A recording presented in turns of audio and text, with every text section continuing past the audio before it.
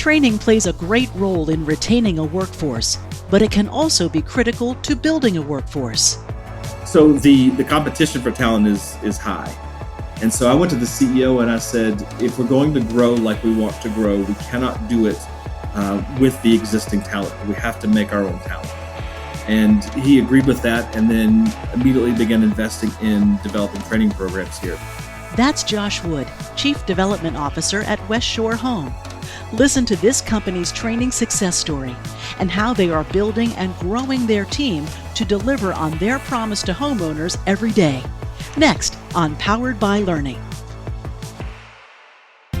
Powered by Learning is brought to you by DaVinci Interactive. DaVinci's approach to learning is grounded in 30 years of innovation and expertise. We use proven strategies and leading technology to develop solutions that empower learners to improve quality and boost performance. Learn more at davinci.com.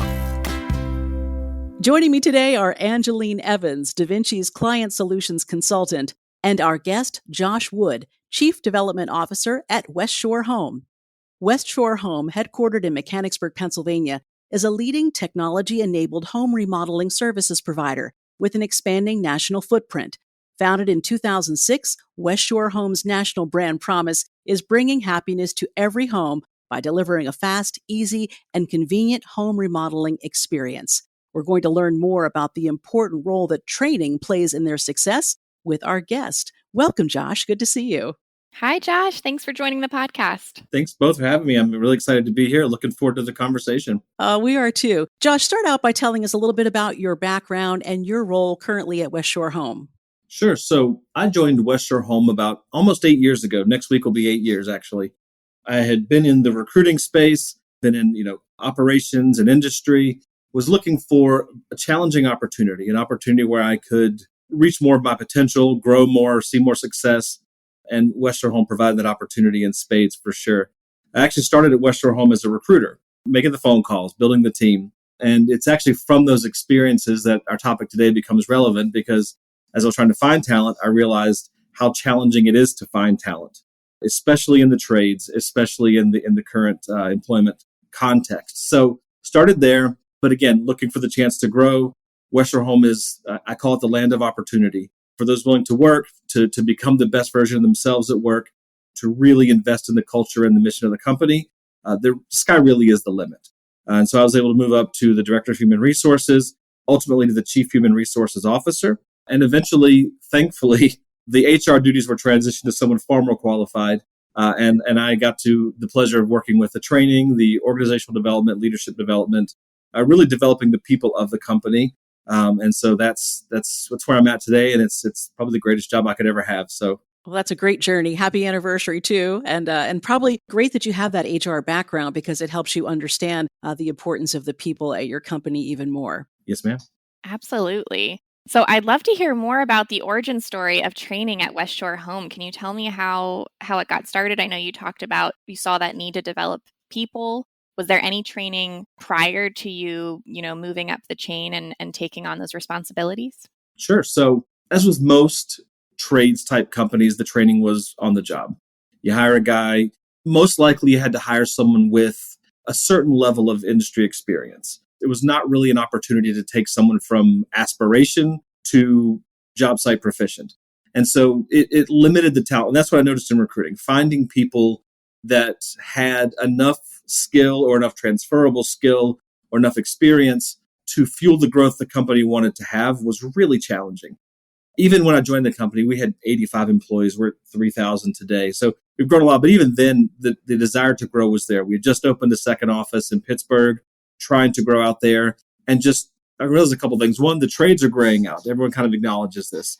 Decades ago, the emphasis shifted from working with your hands to going to college. And kids are just directed in that general pathway most of their academic career. And there's not the same emphasis put on vocational technology, trade schools, the trades, things like that. So you see a lot more people retiring from the trades than entering into the trades. And it's also a really explosive industry. I don't know if this is common knowledge, but that's a $500 billion total addressable market in remodeling in general. I mean, it's a massive market. There are roughly 600,000 remodeling companies in the United States a couple years ago. So the competition for talent is high. And so I went to the CEO and I said, if we're going to grow like we want to grow, we cannot do it with the existing talent. We have to make our own talent. And he agreed with that and then immediately began investing in developing training programs here. So we started a pilot to make sure we could actually take someone who had a desire and no skill and without harming our customers in any way, because obviously you never experiment on the customer's home, right? So can we create the scenarios outside of the customer's home to train them to a level of skill where they can perform and bring happiness to every home, as our brand promise indicates. We saw some initial success, and so we tried to continue to roll that up. In 2019, we hired our first full-time trainer and occupied some space in our Raleigh branch and actually opened the training center for the first time in 2019 in Raleigh. We've since moved that training to its own 20,000 square foot building in Dallas, Texas. The training team now has grown from one person to, I think, probably 25 people at this point, training a variety of skills across the business. So it's been a really exciting 4 or 5 years of developing the training program, but it's helped us to focus our regional operations activities on making happy customers, and the training team then supports on the back end by delivering exceptional teammates with the right level of skill and experience to support that mission. Wow. I know. That is a phenomenal growth story. Holy cow. And just what a way to upskill your own workforce. So tell me more about some of the positions that you provide training to. Sure. 3,000 employees. I mean, that's a large footprint, and I know you're all across the country. So our primary focus has been those positions which have more than one or two people in them, the bulk positions. There are 800 installers in the company, 500 sales reps in the company, 200 people in our inside sales division, 50 to 75 in our inside operations center. Those are the bread and butter. Those are the ones that we spend the most time on because that's where the training is the highest volume, where we can make the greatest impact, where we can take the most work off of local management and department management. But we also are getting into and seeing some success training new managers, training for smaller positions, not niche positions. My team's not equipped to train accounting, for example. There's a certain sense where we're still hiring for demonstrated, technical skill in those areas. But anything where I can take someone from desire to proficiency, we work to train for the company and provide those resources. Like I said, we're upskilling now. We've developed a lot of employee career pathing programs, and so we're training to those different levels in the company. So we're helping to build the assessments and the tools to help employees take control of their own careers. As hard as it is to find people, it's as hard to keep them unless you're offering them some ability to control their destiny, to grow, to challenge themselves, and to see some upside. So we're building those pathways, and then we're providing the training and resources to get there. So we're kind of all over the place. And the goal really is to make it easier for the people doing the work to do the work effectively and make happy customers. So that training's really had an impact, not just in your ability to attract new people to your company, but also help them grow in their careers and retain them throughout their career. Yes, ma'am. A couple of, I'm going to give you ballpark statistics because I didn't have the numbers at the top of my head, but our installer turnover is our lowest category of turnover in the business for the bulk positions, Wow. which was not always the case. When I first started recruiting in Pittsburgh, we had an install team of about 5 or 6 people, and we turned over 3 or 4 a week. It's rough to attract and retain trades talent because the competition is so fierce. If I'm paying X dollars, the guy across the street is going to pay X plus 2 just to take my guys. So to have our installer retention be our lowest retention category is amazing. And it really is a testament to our ability to show people a pathway from working with their hands into leadership positions and specialty positions and trainer positions, and to give them something beyond just, I'm going to be, wearing out my back and my knees for the rest of my life. We, as part of our growth, we acquired a lot of companies, and we would meet individuals who would be like, I've been an installer here for 20 years, and that's all I'm ever going to be here because the owner had it, then his son was next up, and his son was going to be next up, and I was never going to grow here. And those people are now, in senior regional operational management with us because of the opportunities we provide. So there really is something special about the opportunities provided by West Shore Home, and I love what training has been able to do to be part of that. Well, you're investing in them and their future, and that has to mean a lot. Plus, you're providing a good environment for them to work in. And the goal with that is also making it very transparent. Every new employee sees this is your career path, and this is how you get there. So you come in as a level 1 installer, we tell you how to become a level 2 installer. Here are the 10 things you need to master to become a level 3 installer. Here's what the assessment looks like. So these individuals can take control of their destiny from day one. They see the path, they understand the path, they can sort of self-direct that as we also try to help and encourage them to grow. That's incredible. And you answered my next question because I was curious when you present those career pathways to them, like when they see it, how they know what they are, since a lot of the training, I believe, just from how you're talking, is typically hands-on and instructor-led face-to-face. Do you offer any like online or asynchronous experiences, or no, just based on the nature of the job? So a little bit of both. We try to match the style of training with the work being trained. Our frontline positions consist of work that is best trained hands-on. It's very difficult to demonstrate plumbing fixtures, for example, via Zoom call, and actually have someone feel what a tight connection feels like, and feel when a one piece seats properly into another, and to hear the satisfying click of two pieces coming together. So there's also lots of safety components. We want our teammates to go home safe every night, and so we want to have them in person so we can show them this is how you safely handle these very sharp tools. This is how you go home to your family in the same condition you showed up in. So most of our frontline training is done in person for that reason. But as you begin to sort of upskill training, as you begin to add nuance or modify SOPs, you can leverage that experience that they have and then begin to show that in a more asynchronous or virtual context. We tend to find that once we start getting into frontline manager positions, supervisor positions, our virtual trainings become more effective at those levels, because that's the kind of work that tends to be learned through best practices, SOPs, the shared experiences of others versus a hands-on learning experience. So we're trying everything we can to get the message out to as many people as possible, but we don't want to lose the impact just to achieve scale. Absolutely. So because you do a lot of that in-person training to set folks up for success in the field, how do you combat the forgetting curve and support them then when they are with the customer without having to bring them back to that in-person place? What job aids, support, training, ongoing training, I guess that you could say, do you provide? I like the phrase "forgetting curve." I'm going to use that. So thank you Yes. for that learning today. We do a number of things. One of the things my team does is we actually train the field trainers. So every branch has 1, 2, or 3 trainers for each of these bulk positions. They're regional operations employees. They're part of the headcount, but they're also tasked with staying in touch with the training team, staying current with SOPs, getting some basic training on training methods. So we influence a lot through those employees. We have traveling trainer positions that will go out to the branches when there's a need that pops up. Let's say, several people on one branch forgot a certain skill and it's showing up in the numbers. We could parachute a team in there and run workshops and run hands-on experience. We can go to job sites. So we have a series of people that travel and do these things. We also do some actual refresher training in person.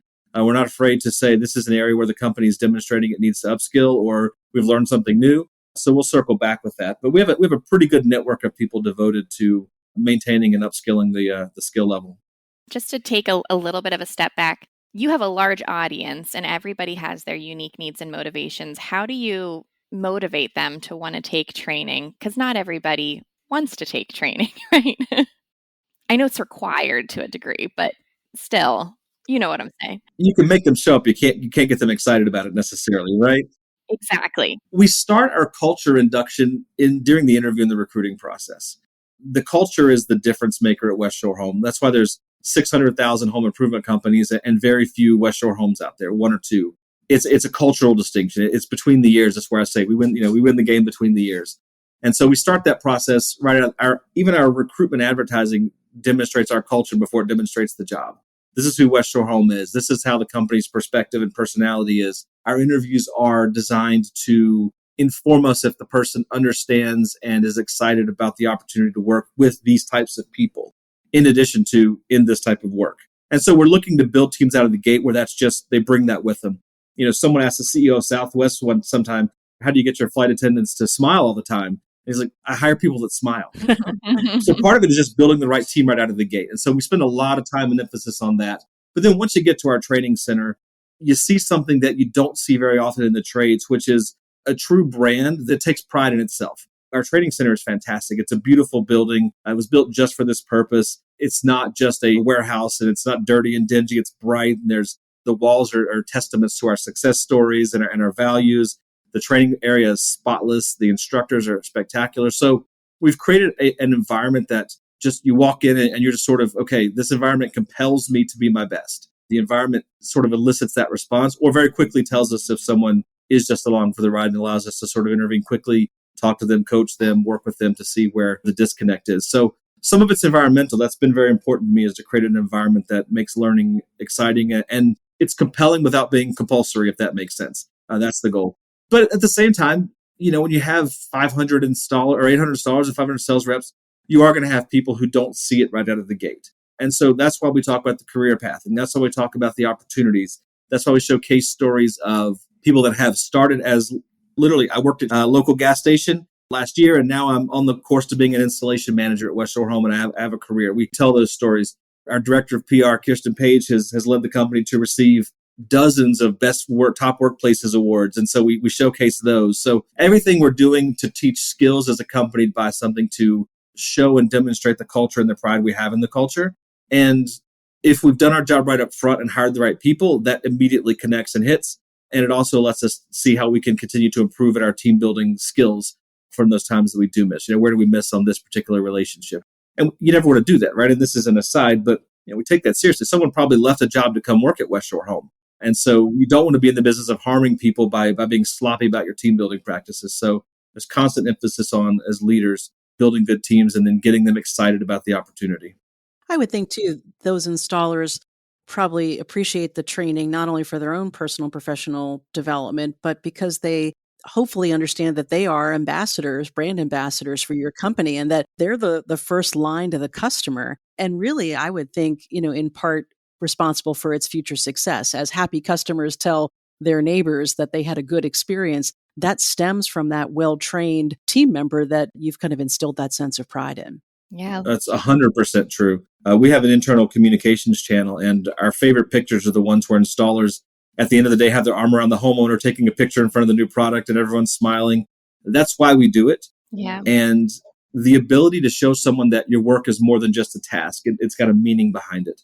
We have countless stories of remodeling homes or bathrooms for disabled veterans. We love those stories. Or senior citizens who had to choose between replacing their bathroom or going into assisted care because they can't step into their tub anymore without risking a fall and a serious injury. And so we're allowing people to stay in their homes. We're providing security and energy efficiency. And so there's real meaning to our work. It's actually a really compelling story to tell yourself when you're trying to motivate yourself on a rainy, hot day or whatever. You're actually making people's lives better. And when you connect people with, okay, this is the task that you're doing, but here's what it means. And when you can tell that story, with conviction, you have a pretty strong recipe there.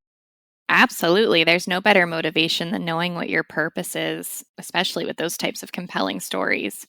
So you had mentioned, with this career pathing, ultimately, folks can slowly grow into leadership roles. And prior to this podcast, you had mentioned that you're developing a leadership competency model. I'd love to hear more about it. This is the thing I think I'll be most proud of when it's all said and done. Yeah. Just the ability to literally map what it means to develop from a contributor, an individual contributor, to a leader, a successful leader in the company. So fast growth companies tend to run into a similar problem, which is eventually you run out of people who are qualified to be leaders at the next level. And you desire and want to support your homegrown talent and your company grown talent. And so two things either happen. One, you Peter Principle people, you push them into roles they're not yet ready for yet because the business is growing so fast it demands that. Or you risk turning the culture a little bit by bringing in a whole lot of outside hires, at once because the business just leveled up and you need that level filled and you don't have the talent. And then suddenly, you have people who've been working hard who are disenchanted now.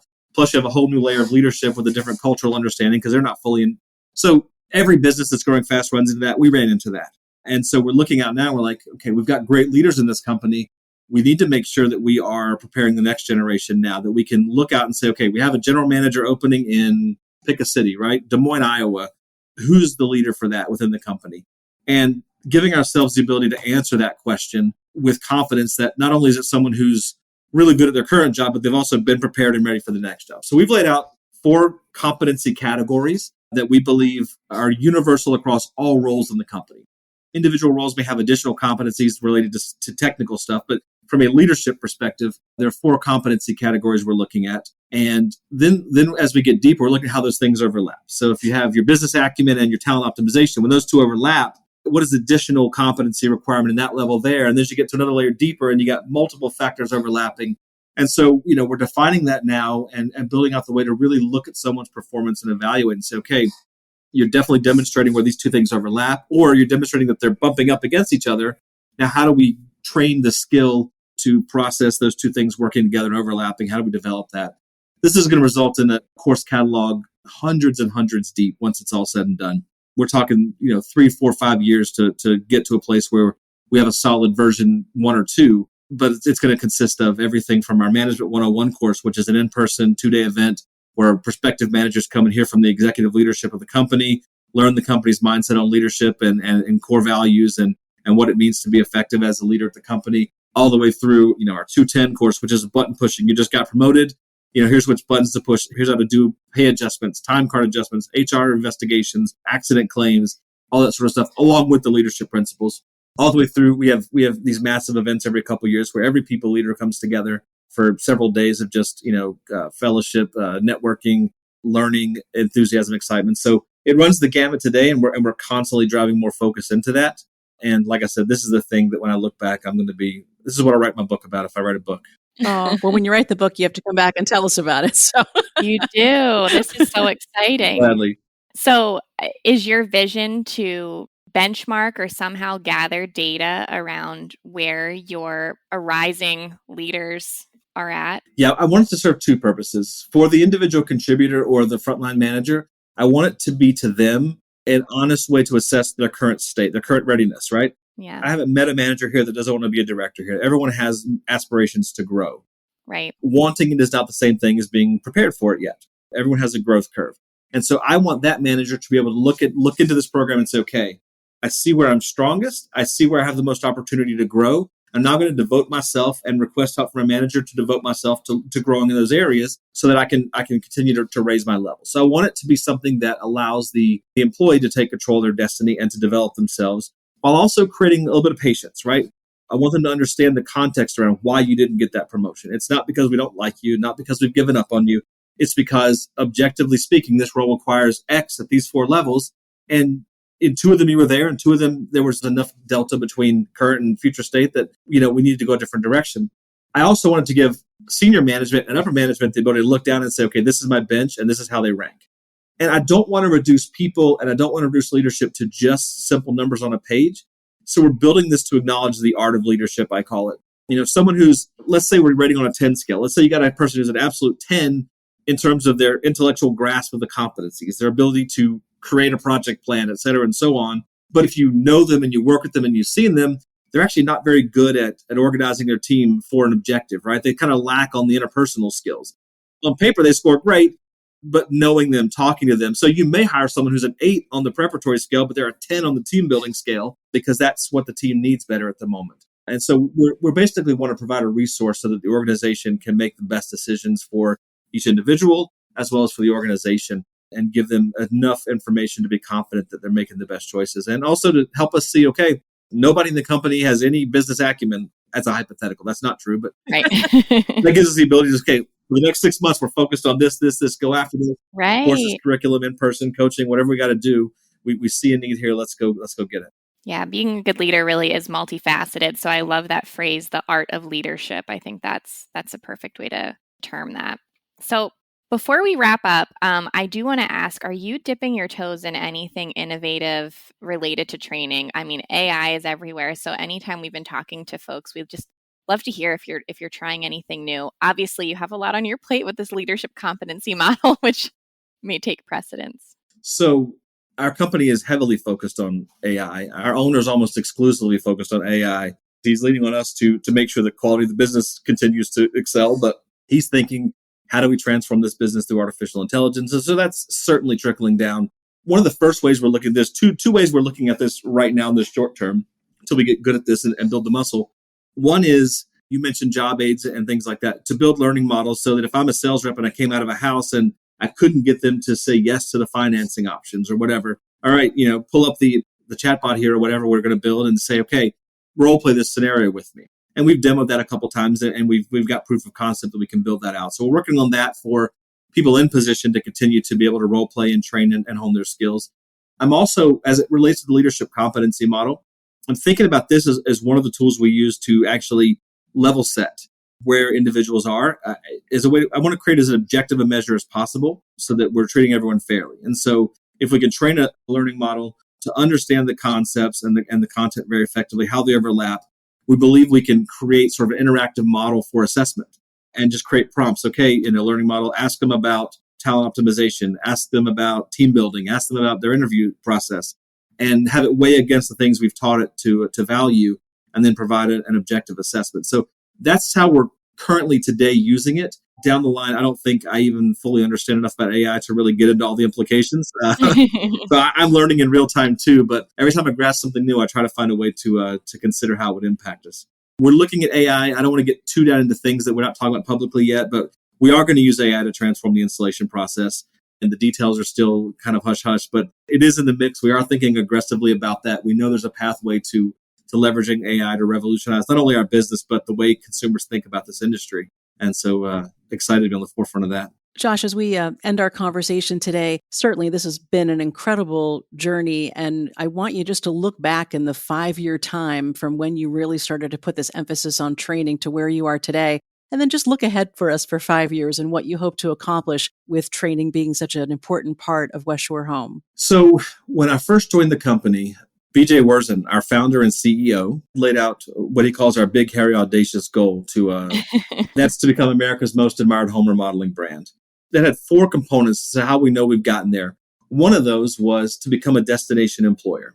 And I'm the recruiter sitting here at a company with 2 locations in central Pennsylvania in the home remodeling space, 85 people in the company. And I said to myself, okay, that's my mission. How in the world can I accomplish that mission? But as I said, it's not hard to buy into the culture around here because it's so energizing and so exciting. So very quickly bought into that. And we're starting to see that. Our training programs, our culture just spreading generally, our success, we're starting to see that. I think that our training programs looking forward can become a pillar of our destination employer strategy. The ability for individuals to say, I want to do something different with my life. I want job security. I want meaningful employment. I want work that matters to people. I want to be able to provide for myself and my family and accomplish these financial objectives. I want something that's going to allow me to grow. I want something that's going to require me to be the best version of myself. There are people out there who want that type of work. There's a lot of people out there who want that type of work and who want to be a part of that type of culture. And our training arm empowers those people to take that mindset and those beliefs and those attitudes and add the skill to that and give them access to that. So we're going to achieve our objective of becoming America's most admired home remodeling brand, and our training operations are going to enable us to reach that destination employer piece by creating those opportunities for people that really, really want them. Well, thank you so much for sharing your story. It's inspirational, and I'm sure our listeners will have many takeaways that they can bring into their own businesses following your lead. Thank you. Thank you for having me. I had a great time. Yeah, thank you so much. I really enjoyed our conversation. Yep, thank you. Angeline, what a great success story of the impact of learning on a business. You are telling me what an incredible culture he described. I mean, when you have a company that goes through such tremendous growth, training is such a critical piece to maintaining your brand and your reputation. Absolutely. I love the focus he placed on empowering and motivating employees just by making sure they really understand how meaningful their work is. And I love how he outlined the pathways for growth for all employees as well. Yes, that is such a huge motivational factor for employees. Well, thanks, Angeline. And special thanks to our guest, Josh Wood of West Shore Home. If you have an idea for a topic or a guest, please reach out to us at poweredbylearning@davinci.com. And don't forget to subscribe to Powered by Learning wherever you listen to your podcasts.